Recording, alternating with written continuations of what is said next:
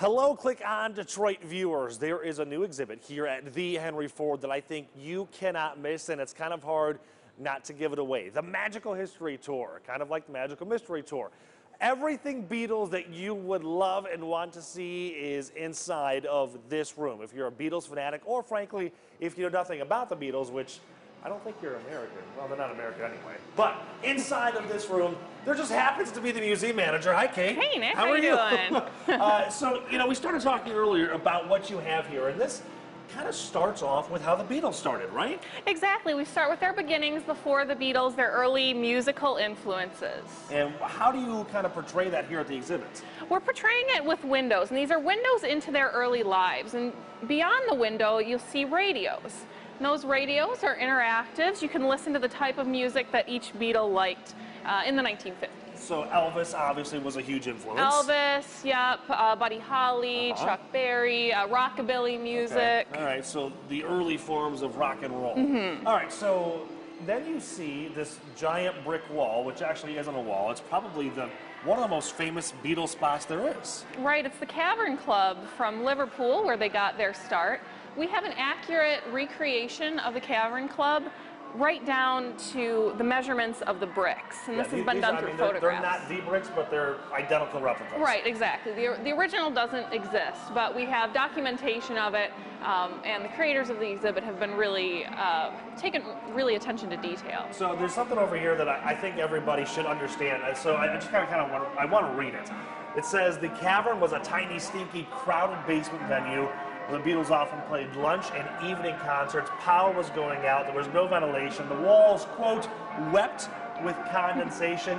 And get this, members of the band and dancing audiences had to be carried out as they collapsed. But despite all of that, the lines to get in went down the block. Why was this such a popular venue? Well, the Beatles were that good. Right. Even early on, the local Liverpool audience recognized the talent that they had, and it must have been quite exciting to see some of their hometown heroes going on and becoming the most famous band in the world at that time. You don't even have to know what the song is. The first couple of notes give it away, those beats. As the Beatles gained their popularity, Kate, I think their fandom exploded. And these photos were taken by their photographer, right? Kurt Gunther, yes. Yeah, right. Okay, so each photo portrays a different city, a different venue, different fans, but almost every fan looks the same. Right, and that's the great thing about it, is that in some sense it doesn't matter exactly where these were taken, because the experience was the same, no matter what city they were in. And the fans, I mean, I'm sure you probably, when the exhibit was going up, you probably noticed that almost every photo has a screaming teenager in it. Yep. And we've met some people that have come through the exhibit already that were screaming teenagers at Beatles concerts, which is great to study 20th century history and actually still have those people around. Didn't you say that they told you at some concerts the girls were so loud you couldn't even hear the music? Right, over the screaming, you couldn't hear the Beatles. Oh, to be that popular. Speaking of being that popular, there's one case over here that I'm enamored by. The fact that hotel managers, when the Beatles would visit their cities, would go to the lengths of cutting up the bed linen, the pillowcases, the towels, even the carpeting, and they would sell it.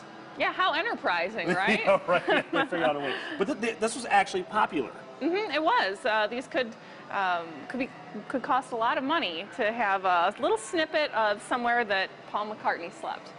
Now, 1966 was actually when the Beatles stopped touring. They said that they were just spending so much time on the road that they couldn't be creative anymore. So this section of the exhibit lends itself to that. All the things they did in Abbey Road Studio, all the different creative ways they used to splice up the music, the voice effects they would put on, the sound effects. Now, outside of this, you actually walk through the acid trip, I guess is the best way to describe it, kind of what was going on in the late Beatles era. And then on the other side of this is probably the actual, in my opinion, the best, the coolest part of it all.